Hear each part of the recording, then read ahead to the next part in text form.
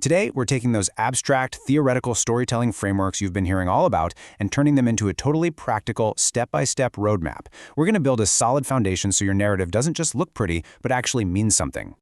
Okay, but before we get started, got your camera gear ready? Is your editing software open? Well, wait, stop right there. We really need to talk about the absolute most common mistake first-time storytellers make, which is skipping straight to the tech. I know it's super tempting to just start shooting and slicing clips together, but without a blueprint, you're basically building a house on quicksand. So, to keep you out of the quicksand, this explainer is going to walk you through the exact process of building a compelling digital story. Our agenda is simple: defining your purpose and audience, mixing and matching frameworks, scripting first, storyboarding your visuals, and finally, iterating with feedback. All right, let's jump straight into step 1. Define purpose and audience. The why and the who. Think about it like this. Your end goal completely dictates the tool you're going to use. If you're doing a personal memoir that's meant to inspire your classmates, you're going to want to lean heavily on something like the 7 Elements framework. Why? Because you need that strong emotional content and personal voice front and center.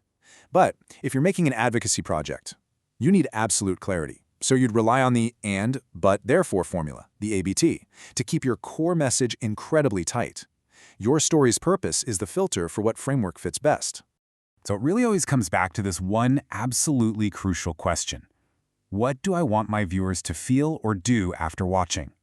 You've got to treat your frameworks not as academic exercises, but as direct tools to reach a highly specific emotional or actionable result. If you want them to act, you structure for action. If you want them to empathize, structure for emotion. Moving right along to Section 2, Mix and Match Frameworks, the skeleton and the heart. Now we need to completely banish this idea that you only get to pick one single framework for your capstone project.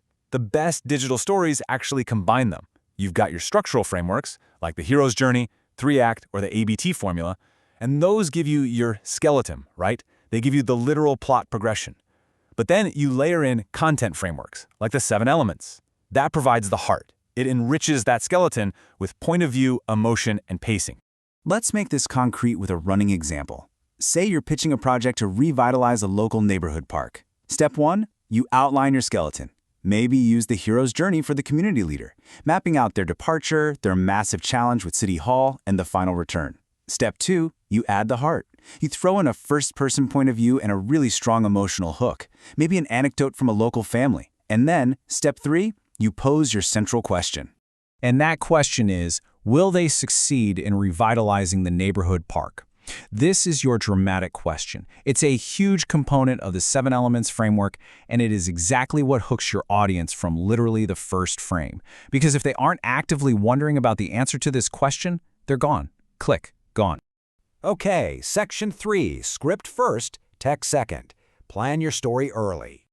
As I mentioned, this is the exact spot where most first-time storytellers stumble. The urge to just dive into production is overwhelming, but consider this ideal timeline. Hour 1 is your idea, but day 1, that is strictly for writing a script. I'm talking physical index cards on a wall to map out your structure. It isn't until week 2 that you are actually gathering media.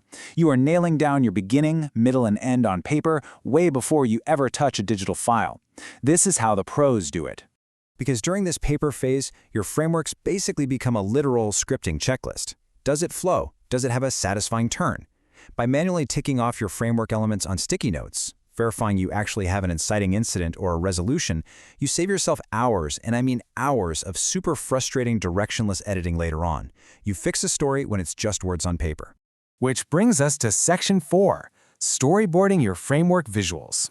Going from script to screen. A storyboard directly translates those abstract narrative beats into a totally concrete shot list.